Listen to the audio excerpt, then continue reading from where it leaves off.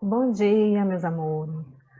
Vamos continuar, né, estudando mais um pouquinho de ciências com um novo assunto.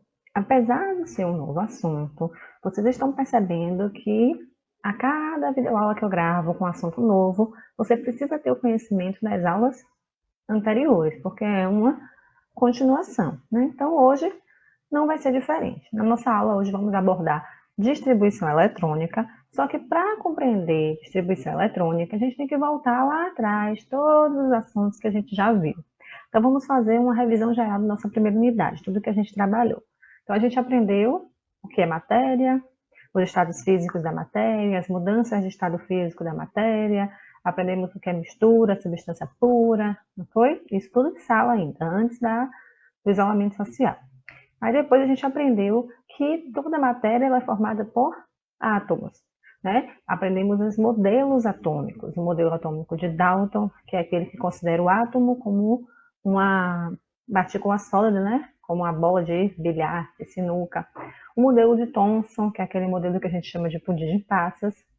O modelo de Rutherford, que mostrou que existiam cargas positivas na região central, né, o núcleo do átomo, e cargas negativas ao redor desse núcleo. E o modelo de Bohr, que é o modelo, né, em que você tem as camadas, tá? Uma complementação do modelo de Rutherford, em que você vai ter camadas na eletrosfera. A gente vai aprofundar um pouco isso. Depois que a gente estudou esses modelos atômicos, nós estudamos as grandezas atômicas, lembram? Número atômico, o número de massa, vimos como calcular a quantidade de prótons, nêutrons, elétrons, a massa de um átomo. E depois disso a gente aprendeu sobre a tabela periódica, uma introdução sobre a tabela periódica, né? Nós vimos que as linhas horizontais são os períodos, né? Que vai de 1 a 7, e que nós temos as colunas verticais, que são as famílias, e que todos os elementos de uma mesma família, eles apresentam características semelhantes. A gente aprendeu o básico da tabela periódica, né, a divisão do grupo de metais, toda essa parte daí.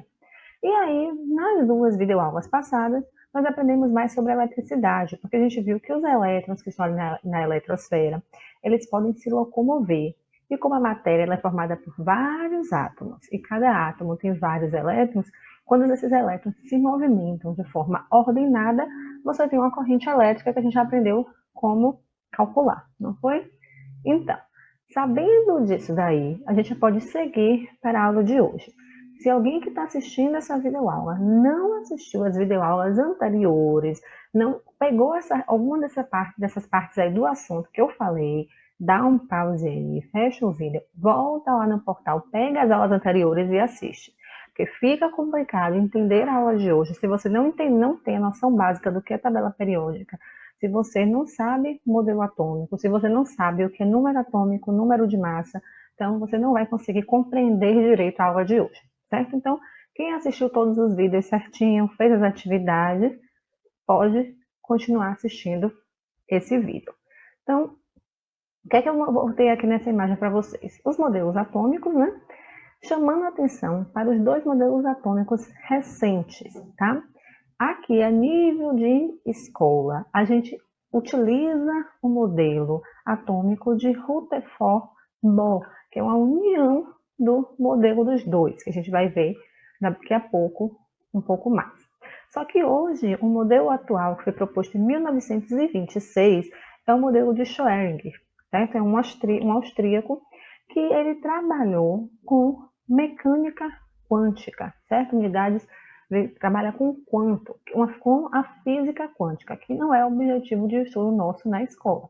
Mas a gente precisa saber que existe esse modelo para entender um pouco melhor distribuição eletrônica, certo? O que é que que Schrödinger fez? Ele determinou um modelo atômico chamado de nuvem eletrônica, nuvem de elétrons. Por quê? Depois que Bohr, em 1913, propôs o seu modelo, em que você tem um núcleo e várias camadas, né, na eletrosfera com um determinado número de elétrons, veio Heisenberg com o princípio da incerteza. O que é que o princípio da incerteza diz? Que você não tem como determinar a posição e a velocidade de um elétron ao mesmo tempo. Você não tem como determinar onde está o elétron no átomo. Você tem como indicar qual é a região com maior probabilidade de ter elétrons, que é a região que ele chama de orbital, tá? Então, não precisa se apegar a esses detalhes de Schrödinger, que a gente não cobra isso na escola, a gente só precisa entender que existem modelos atômicos mais atuais, mais avançados, que utilizam elementos da física quântica. Só que para a gente aqui entender distribuição eletrônica, basta compreender o modelo atômico de Rutherford Bohr. Tá? Então, o que é que Bohr fez em relação ao modelo atômico de Rutherford? Lembra que Rutherford foi quem disse que existia o núcleo com cargas positivas e a eletrosfera com cargas negativas. Bohr foi e aprimorou esse modelo. Ele disse o quê? Que os elétrons eles se movimentavam ao redor do núcleo, certo? Em trajetórias circulares, como você vê aqui, ó, vários círculos, e em diferentes níveis, que ele deu o nome de camadas, certo? Essas camadas a gente denomina ela de na sequência do alfabeto, na sequência alfabética, começando da letra K. Então, a camada mais próxima ao núcleo, K. Depois L, depois M, N, O, P e Q. São 7 camadas ou 7 níveis. Camada e nível aqui vai ser a mesma coisa, certo? Então, são 7 camadas ou 7 níveis que a gente dá o nome de K, L, M, N, O, P, Q. Tá? O que é que Bohr disse também? Que cada camada tem um nível de energia diferente. Ele disse também que cada nível tem uma diferente quantidade de energia, que vai crescendo à medida que se afasta do núcleo. Observem aqui nessa imagem, a gente tem o núcleo do átomo, e aí temos a camada K, L, M, N, O, P e Q. A camada L tem mais energia que a camada K. A camada M tem mais energia que a L e assim por diante, sendo a camada mais energética a camada Q, que é aquela mais distante do núcleo. Mas a gente aprendeu na aula passada que os elétrons eles podem se movimentar, lembra? E eles podem se movimentar de uma camada para outra. Como é que isso acontece? Observa aqui, eu desenhei aqui o núcleo, certo? E as camadas K, L, M, N, O, P e Q na sequência, as camadas lá da eletrosfera. Um elétron qualquer está aqui na camada L. E aí ele pode migrar para uma outra camada, ou para trás ou para frente. Ele pode voltar para a camada K, ou ele pode avançar para M, N, O. Qual é a diferença entre elas? Toda vez que ele avança para uma camada mais distante do núcleo, ele tem que absorver energia, certo? Então, se o elétron saiu aqui da camada L, foi para a camada M, ele ganhou energia, ele absorveu energia externa. A gente chama isso de excitação do elétron. O elétron agora ele está excitado. Só que o elétron ele não consegue permanecer muito tempo no estágio excitado. Ele normalmente tende a retornar à sua camada de origem, que a gente dá o nome de estado fundamental. É a camada de origem de um elétron. Tá?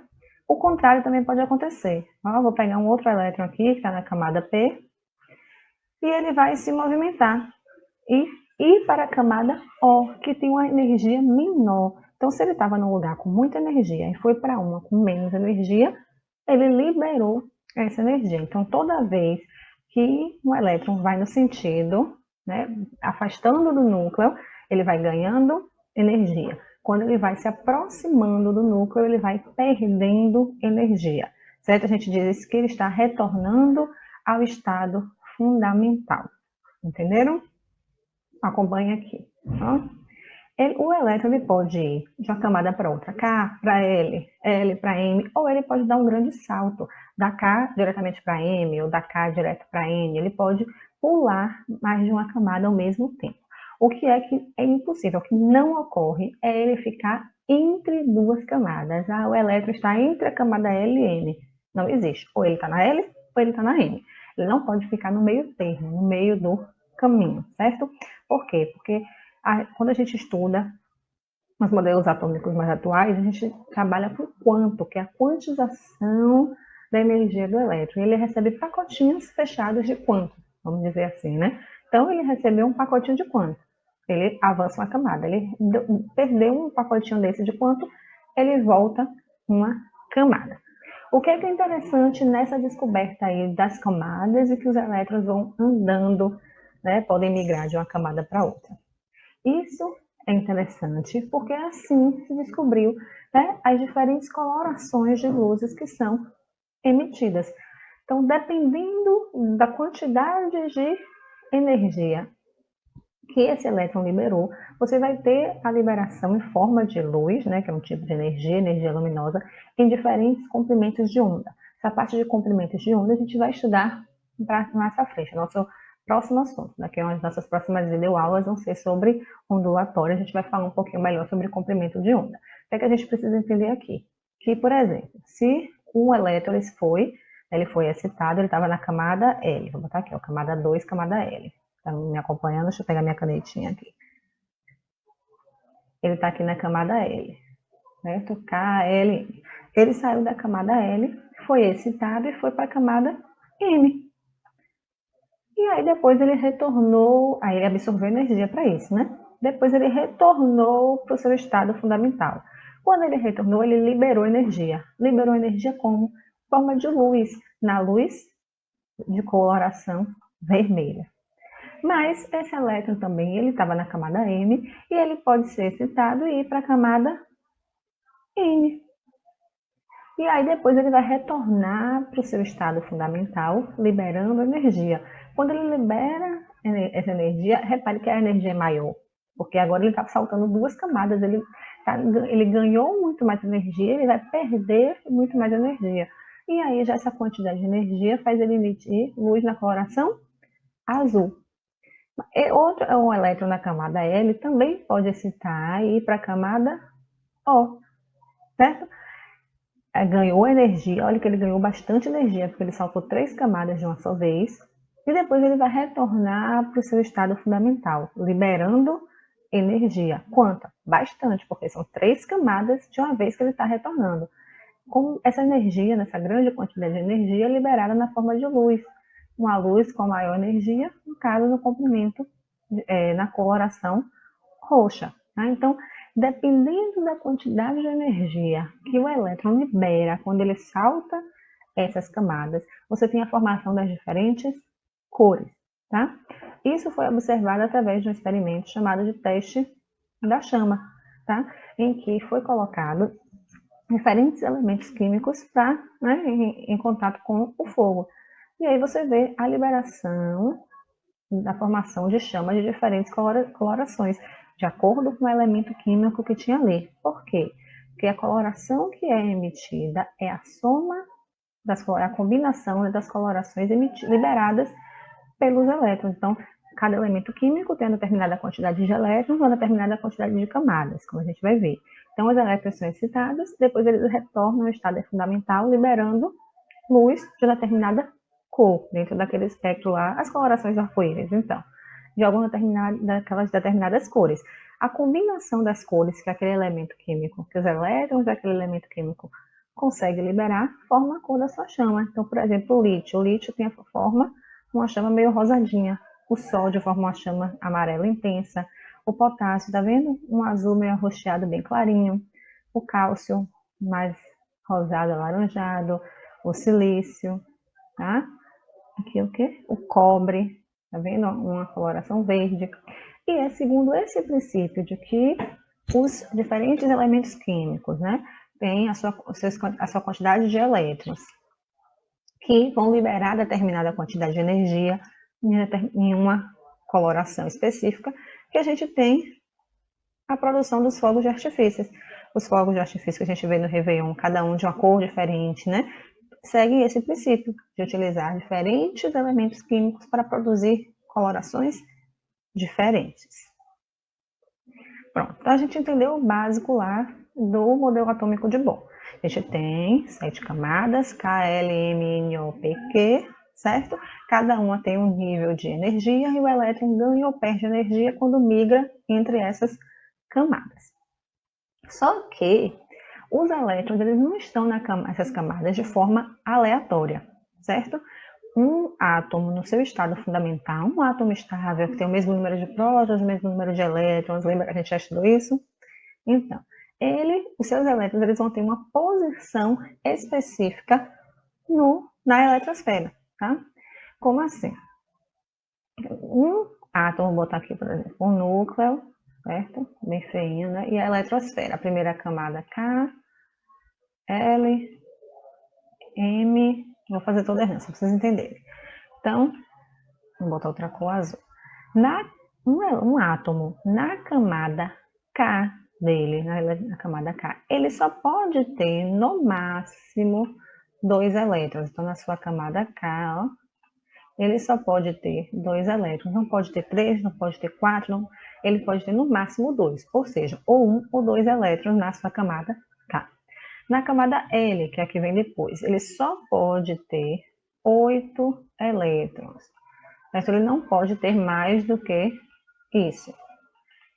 6, 7, 8. Na camada M, ele só pode ter até 18 elétrons.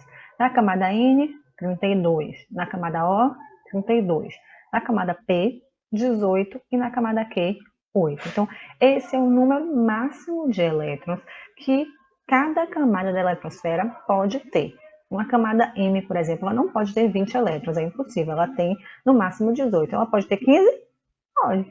Mas ela não pode ter mais do que 18 elétrons, certo? Então, seguindo essa regra aí, seguindo esse padrão de distribuição de elétrons nas camadas, a gente tem o que a gente chama de distribuição eletrônica dos elementos químicos lá na tabela periódica. Então, a gente tem algumas regrinhas que facilitam na hora de você fazer a distribuição eletrônica. Qual é? Quando você for fazer a distribuição, os elétrons eles devem ser distribuídos, né, na sequência das camadas, iniciando pela camada K. Então, você coloca os 2 elétrons na camada K. Ainda sobrou elétron? Sim. Então, vai para a camada L. Colocou os 8 na camada L. Ainda tem elétrons? Tem. Então, vai para a camada M. Então, você só muda de camada quando você atingir o máximo de elétrons que aquela camada anterior permite.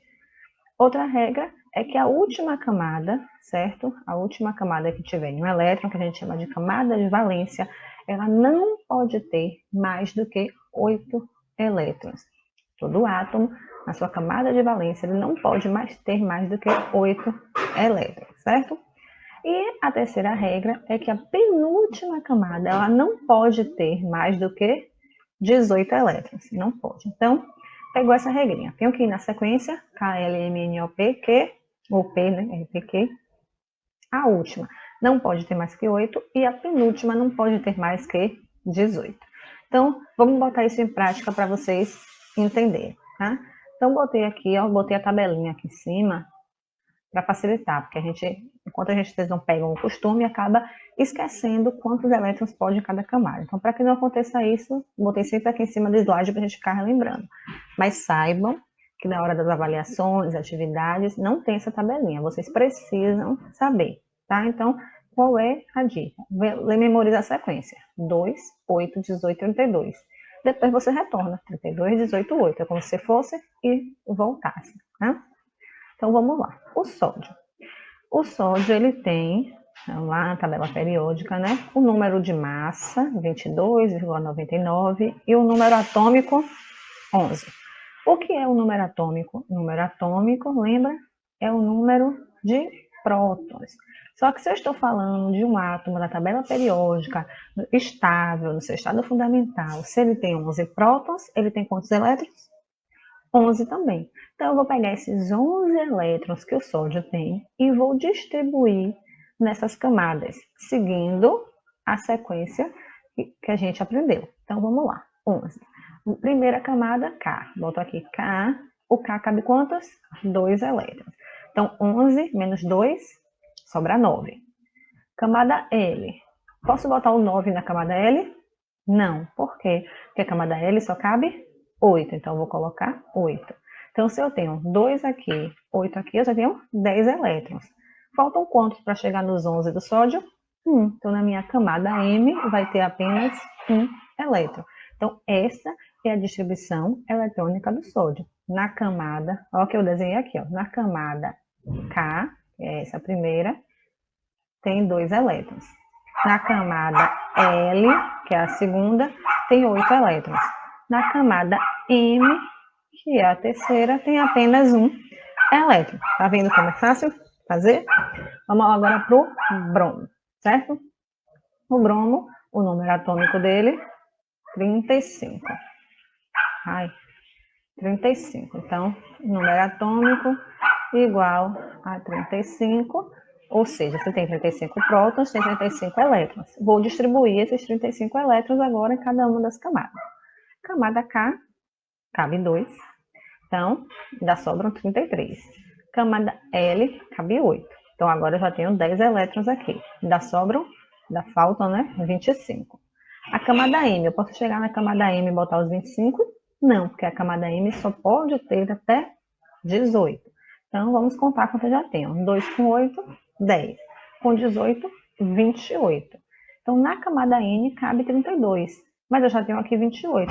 Para chegar nos 35, faltam apenas 7. Então, essa é a distribuição do bromo. Na camada K, 2. Na camada L, 8. Na camada M, 18. E na camada N, 7 elétrons. Se você somar 2, 8, 18 e 7, vai dar 35, que é o número atômico do bromo. Vamos lá para o estrôncio. Ele tem 38. Número atômico, ou seja, 38 prótons, 38 elétrons. Vamos distribuir esses 38, certo? Então, camada K, 2, camada L, 8, camada M, 18. Aqui eu já tenho quanto? 2 e 8, 10, com 18, 28. 28, para chegar em 38, faltam só 10. Então, na camada N, 10, certo? Não, não está certo. Está errado. Por quê? Porque lá na regrinha que eu falei, a última camada, que é a camada de valência, só pode ter até 8. Então, eu não posso chegar aqui no N e colocar 10, certo? Eu não posso chegar aqui no N e colocar 10, porque eu estaria burlando essa regra de a última camada tem que ter 8. No bromo aqui, ela tinha 7, não teve problema. No sódio, ela tinha 1, não teve problema, mas eu não posso chegar aqui no estrôncio e pôr 10. Então, o que é que eu faço? Pego, mantenho nela 8, que é o número, né? Tem que ser um desses números daqui de cima. Eu mantenho 8 nela e crio passo para a próxima camada, a camada O, colocando os dois que sobraram, certo? Conseguiram? Então, nesse momento, eu não estou burlando a regra de ter 8, no máximo 8 na última camada. Botei aqui o cálcio e o cloro para vocês fazerem. Então, pausem aí, tentem fazer. Pronto, né? Vamos dar uma corrigida, então. Vou fazer aqui com vocês. Cálcio. Então, cálcio tem o número atômico 20. Vamos distribuir os 20 elétrons no cálcio. Então, primeira camada, K. Eu vou colocar os dois, que a camada K pode ter. Camada L. 8, que é os 8 que ela pode ter. Só aí eu já tenho 10. Aí eu vou para a camada M. Eu posso chegar aqui na camada M e colocar os 10 que faltam, já que ela cabe 18? Não, pelo mesmo motivo do estrôncio. A última camada não pode ter 10. Então, o que é que eu vou fazer?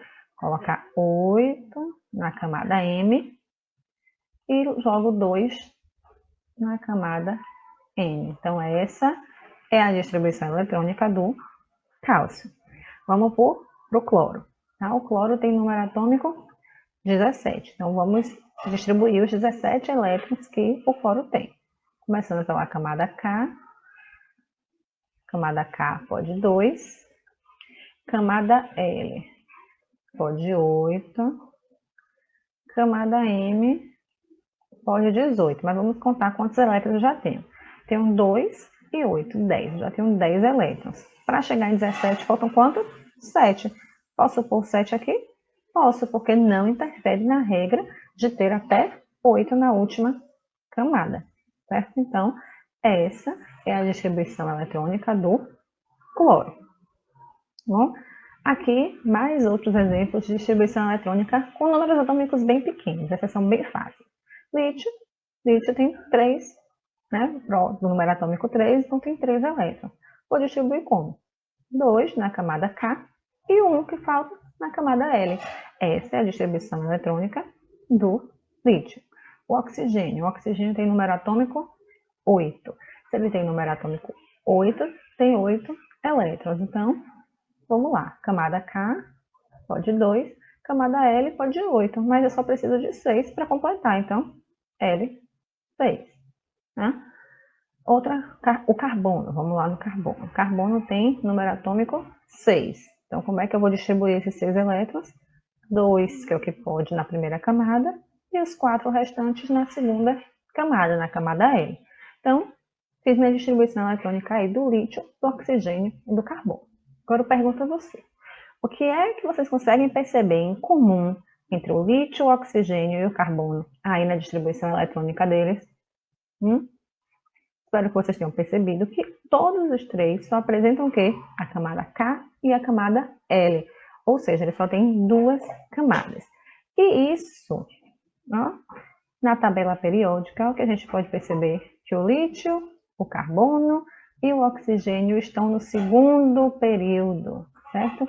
No segundo período da tabela periódica. Então, o que é que a gente observa? Que todos os elementos do primeiro período, certo? Só tem a camada K, que é o hidrogênio e o hélio.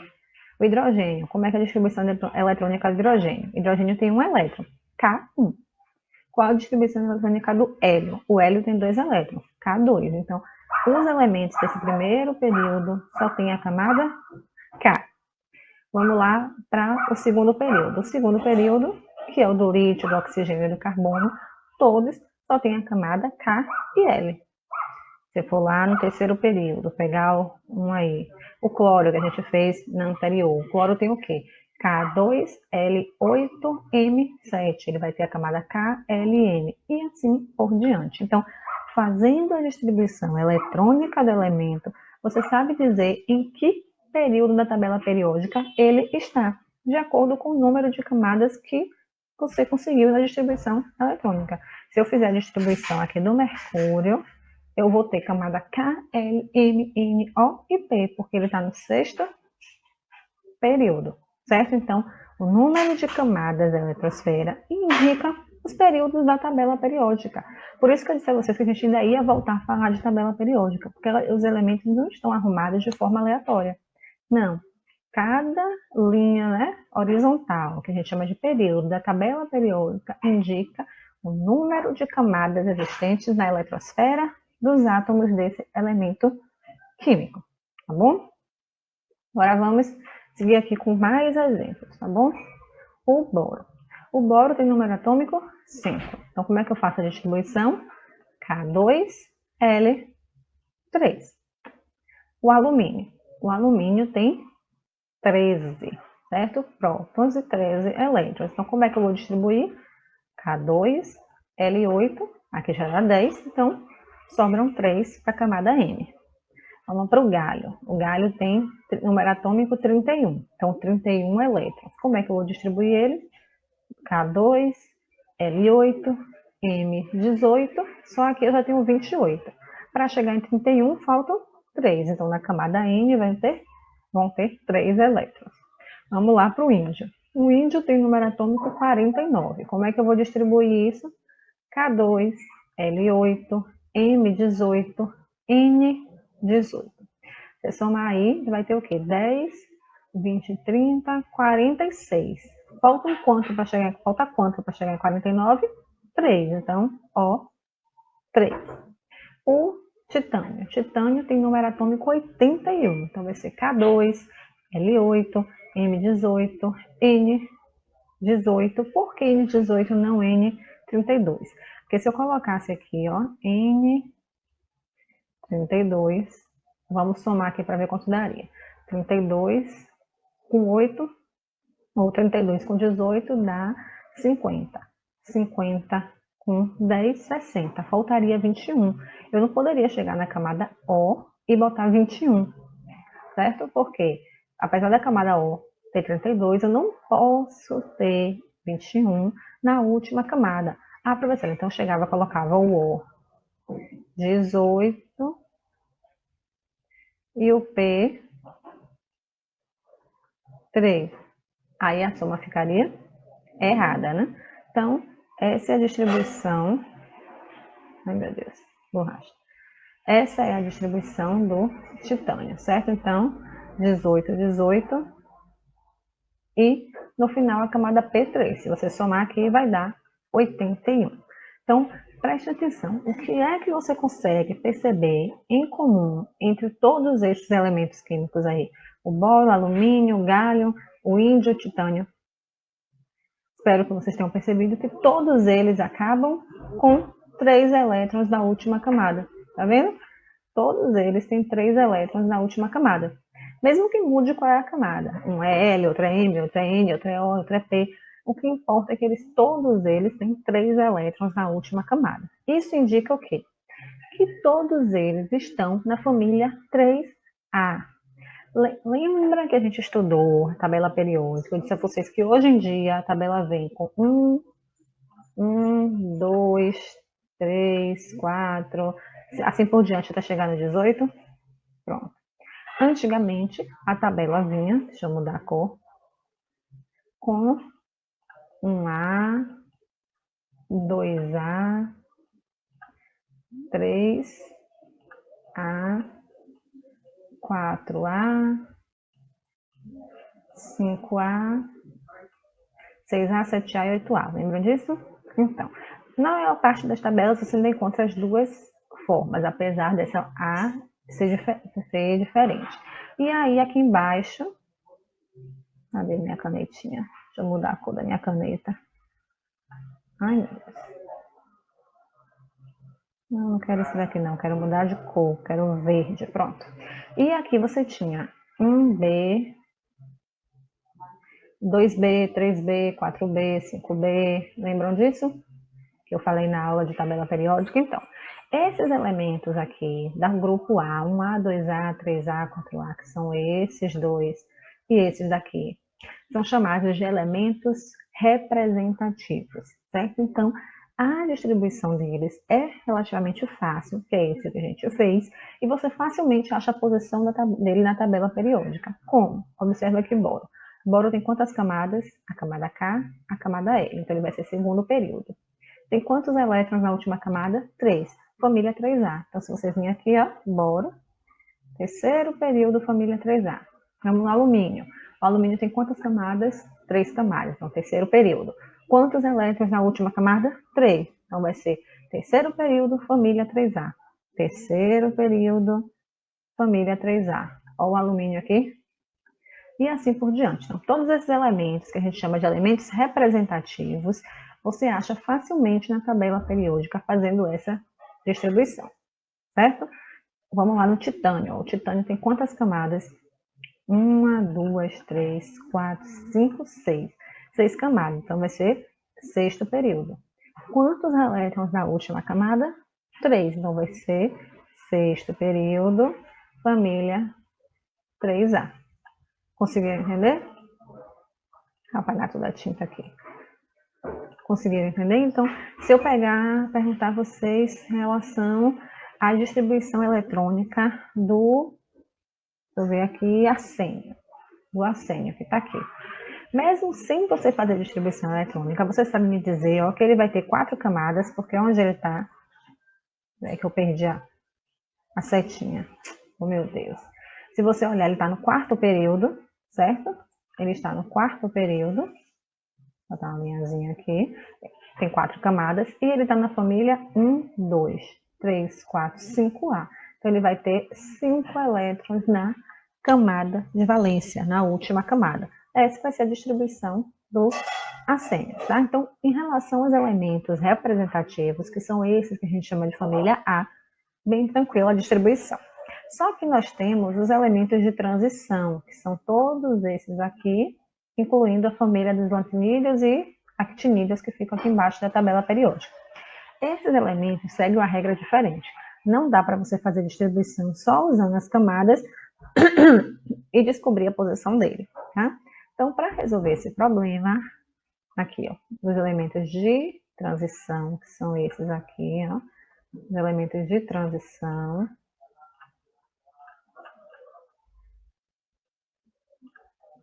Os elementos de transição, que são esses que estão em rosa e esses que estão em azul. Para resolver esse problema, a gente utiliza um outro tipo de distribuição eletrônica, tá? Que é o diagrama de Linus Pauling. Você pode utilizar o diagrama para qualquer elemento químico. Só que aqueles representativos da família A, 1A, 2A, 3A, 4A, enfim, você pode fazer daquela forma que eu ensinei das camadas, que é bem mais rápido. Mas o diagrama ele serve para qualquer elemento da tabela periódica. Vamos entender o que é esse diagrama, como ele surgiu. Lá no modelo de Rutherford, ele disse, ou de Rutherford-Bohr, né? Ele disse que os elétrons estavam distribuídos em 7 camadas, K, L, M, N, O, P, Q, né? Cada uma com o número de elétrons, que a gente já aprendeu. E aí depois, no modelo mais atual, né? Como é o nome do homem? Schrödinger? Nunca consigo falar direito o nome dele. Ele percebeu o quê? Que além das camadas eletrônicas, que são os níveis de energia, dentro de cada camada a gente tinha subníveis de energia, que ele deu o nome de subnível S, subnível P, subnível D e subnível F, tá? Assim, letra minúscula mesmo. Então, subnível S, P, D e F.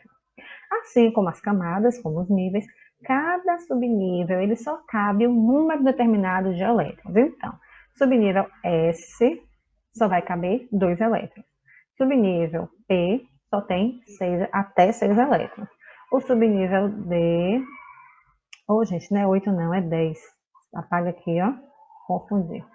Aqui é 10 e o subnível F tem 14, certo? Então, consertem aí, deixa eu botar mais bonitinho aqui. Esse daqui, o subnível D, tem até 10 elétrons e o subnível F tem até 14 elétrons, certo? Então, copiei aí certinho. Então, como é que você faz essa distribuição? Como é o diagrama de Linus-Pauling? Vou ensinar vocês como escrever. Então, a dica é, peguei a avaliação, peguei qualquer atividade, bota logo o diagrama no cantinho da página para não esquecer. Como é que você vai fazer o diagrama? Não são 7 camadas? Então, vou escrever o número de 1 a 7 inicialmente. Ó. 1, 2, 3, 4, 5, 6, 7.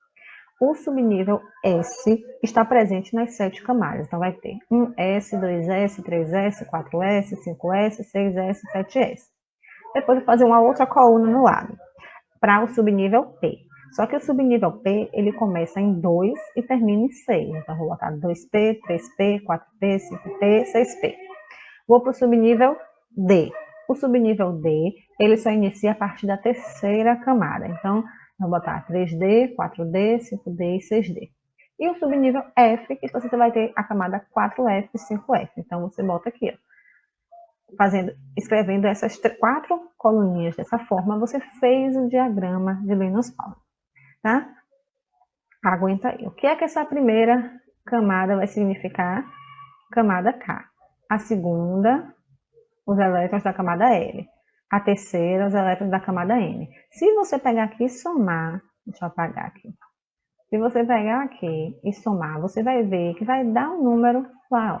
Camada K, 1, cabe 2 elétrons.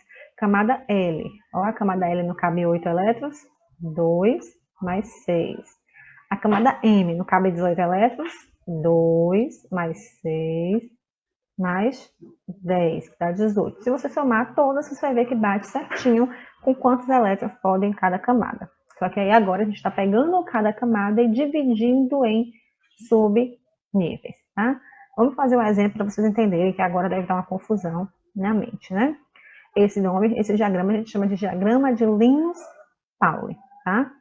Então, vamos lá pegar o magnésio. O magnésio, ele tem um número atômico 12. Então, significa 12 prótons e 12 elétrons. Como é que eu vou fazer a distribuição? Eu vou seguir o diagrama de Linus-Pauling de acordo com essas setinhas, tá vendo? Ela diz a direção e como você vai preencher a sua distribuição eletrônica. Então, primeiro, eu começo com um S.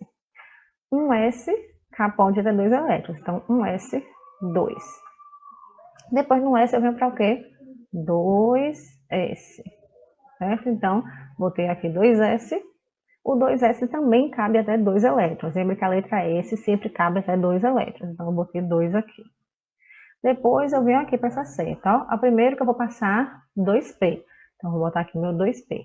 O P, ele cabe até 6 elétrons. Então, coloquei aqui. Vamos dar uma paradinha e vamos somar quantos elétrons a gente já tem. 2 mais 2 mais 6, 10. Então, agora só faltam quantos? 2 elétrons. Se o magnésio tem 12, eu já coloquei 10, agora só faltam 12 elétrons. Então, vamos ver qual é o próximo. Depois do 2Pc, deixa eu seguir minha setinha aqui, venho para o 3S. Então, 3S, os dois que faltam.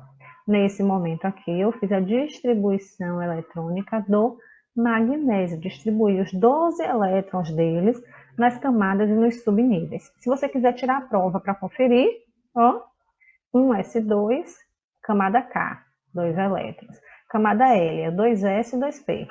2S e 2P. 2 e 6, 8. Camada M, eu só usei o 3S. 3S2, camada M, 2. Certo? Esse número que vem na frente, ó, deixa eu pegar uma caneta de outra cor. Esse número que vem na frente, 1, 2, 3, indica qual é a camada. 1 é K, 2 é L, 3 é M. O S indica o subnível. E esse númerozinho aqui em cima, ele indica o número de elétrons que você colocou, tá bom? Vamos para o vanádio, certo? O vanádio, o magnésio foi fácil fazer, porque o magnésio é um daqueles elementos representativos. Você nem precisaria fazer isso, você já podia ter feito logo isso aqui, tá? Você saberia que ele está na terceiro período, família 2A, tá? Esqueci de botar o A aqui, 2A, ou 12, na nova organização da tabela. Vamos para o vanádio. O vanádio tem número atômico 23, ou seja, 23 prótons, 23 elétrons. Vamos fazer a distribuição dele. Então, eu vou ter 23. Seguindo, deixa eu apagar aqui tudo da tela para poder a gente não se atrapalhar. Vamos lá, começando por aqui. 1S1, ou 1S. Posso botar até 2 elétrons. Depois, quem é que vem? 2S. Vou ter 2S aqui com os 2 elétrons que o S pode. Depois, quem é que vem? 2P. 2P com os 6 elétrons que o P pode. Quem é que vem depois? 3S. 3S com os 2 elétrons que pode. Vamos contar para ver quanto tem. 2 com 2, 4. Com 6, 10. Com aqui, 12. Então, já coloquei 12. Para 23 faltam 11. Vou ter que distribuir esses 11. Então, quem é que vem depois? Ó, começando na setinha aqui, 3P. Então, botei 3P com os 6 elétrons que ele pode. Quem é que vem depois? 4S. Botei 4S com os 2 elétrons que o S pode. 3. E quem é que vem depois? Ó, o 3D. 3D. O D, ele pode até 10 elétrons. Mas eu vou colocar os 10 aqui, eu tenho que ver minha contagem. Então, vamos lá. 2 mais 2, 4, mais 6, 10, mais 2, 12, mais 6, 18, mais 2, 20. O dele pode até 10. Mas eu já tenho 20, só falta 3. Então, eu vou colocar 3D, 3. Tá? O que é que eu quero chamar a atenção para vocês aqui? Ó, que quantas camadas eu tenho aqui no vanádio? Apesar da minha última camada estar com o número 3, observe que eu escrevi o número 4 aqui. Então, indica que eu tenho 4 camadas. Eu vou ter camada K, L, M e N. Indica que ele é o quarto período. Essa é a última camada, certo? A camada N, a camada de valência. Só que observe que ela não foi a última que eu escrevi. Depois de escrever o 4, eu escrevi o 3D3. Esse último que a gente escreve, a gente chama de subnível. Eu vou achar comparando com a imagem da tabela periódica aqui, ó. Tá vendo? Observe que se a distribuição, deixa eu pegar minha caneta, a distribuição do vanádio acabou com 3D3, eu venho aqui nesse desenho e procuro onde está o 3D3? Aqui. Aqui, ó, 1, 2, 3, quarto período nessa posição. Então, a gente precisa lembrar como, né, descobrir onde está o 3D3 ou o 2P1, 3D10 na tabela periódica. Olha como a gente faz a distribuição. Você vai seguir a sequência de quantos elétrons cabem em cada camada na ordem da camada. Observa lá o diagrama. O primeiro, 1S1, a gente começa com 1S, né, que cabe até 2. Então, 1S1, 1S2. Depois, quem é que vem? O 2S. 2S1, 2S2. Depois, quem é que vem? 2P6. Então, até 6. Eu vou fazer 2P1, 2P2, 2P3, 2P4, 2P5, 2P6. Quem é que vem depois? 3S2. Então, vou vir, ó. 3S1, 3S2. Quem é que vem depois? 3P6. 3P1, 3P2, 3P3, 3P4, 3P5, 3P6. Quem é que vem depois? 4S2. 4S1, 4S2. Quem é que vem depois? 3D10. Então, ó, 3D. 1, 2, 3, 4, 5, 6, 7, 8, 9, 10. Quem é que vem depois? 4P6. Então, 4P1, 4P2, P4, P5, P6. Então, o que é que a gente consegue observar aqui?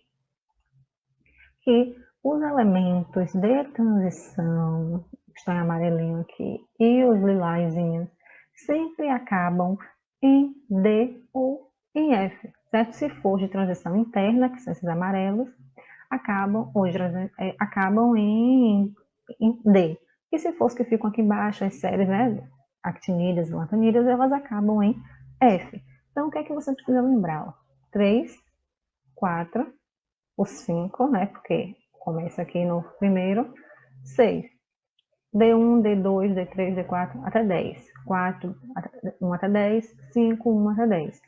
Que é justamente aquela numeração da família B. Ó, 1B, 2B, 3B, 4B, 5B. Então, vamos lá observar o vanádio. Vanádio, qual é a camada maior que eu escrevi? 4S2, quarto período. Qual o número de elétrons? D3, família 3B, tá? Pela nova distribuição, também tem uma dica, né? Pela nova organização da tabela periódica, de 1 a 18, também tem uma dica. É só você pegar, ó, a camada maior que você escreveu, que foi a 4, e somar os elétrons dela e do que vem depois.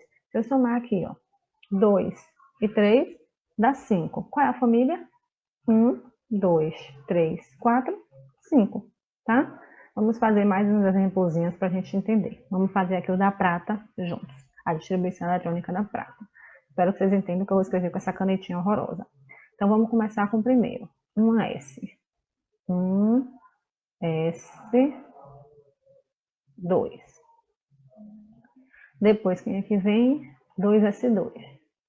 2S2. Depois, quem é que vem? 2P6. 2P6. Até então eu só tenho 10, viu? O número dele é 47. Ainda tem um bocado pela frente. Vamos seguir, né? Então, depois dos P6, 3S2. Então, 3S2. Depois de 3S2, quem é que vem? 3P6. 3P6. Depois de 3P6, quem é que vem? 4S2. 4S2. Quanto é que eu tenho aqui? 2 com 2, 4, com 6, 10, 12, 18, 20. Ainda falta 27. Ainda falta um bocado, vamos seguir. Quem é o próximo? 3D10. Então, 3D10.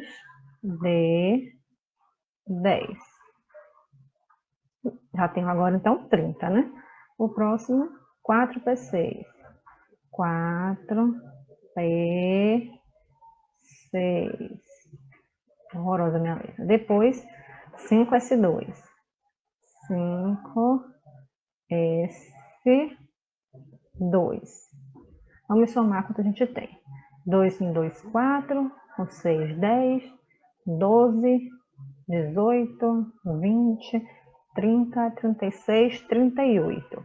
38 para 47, faltam quanto? 9, né? Então, qual é a próxima camada que tem? 4D10. 4D, mas eu não vou escrever 10, porque eu só preciso de 9, então, 9. Essa é a distribuição eletrônica da prata, tá?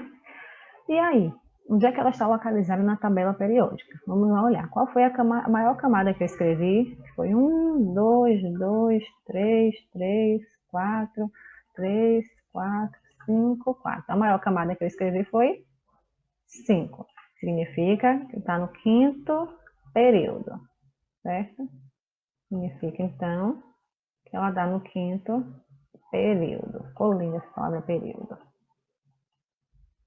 Quinto período. Em qual família? Vamos usar aquela regrinha de somar, ó. 2 da última camada com 9 que veio aqui depois. Tudo que vem depois dessa última camada. 2 com 9, 11. Vamos lá. 1, 2, 3, 4, 5, 6, 7, 8, 9, 10, 11. Então, ela vai estar localizada aqui, ó. Quinto período, certo? 1, 2, 3, 4, 5. Quinto período. E da família 11. Essa é a localização da prata na tabela periódica. Então, dando um elemento para vocês, eu digo lá, um elemento químico X, que é desconhecido, tem número atômico 47. Qual é esse elemento? Como é que você vai fazer? Vai fazer a distribuição eletrônica, e aí você vai saber, ó, se ele está no quinto período na família 11, você vai lá comparar na tabela, quando você achar quem é o quarto período, quem é a família 11, você vai saber que estamos falando da prata, tá bom? Então, assim a gente termina nossa aula. Espero que vocês tenham entendido. Vou deixar na quinta-feira uma lista de exercícios só para a gente praticar a distribuição eletrônica do diagrama de Linus Pauling, certo?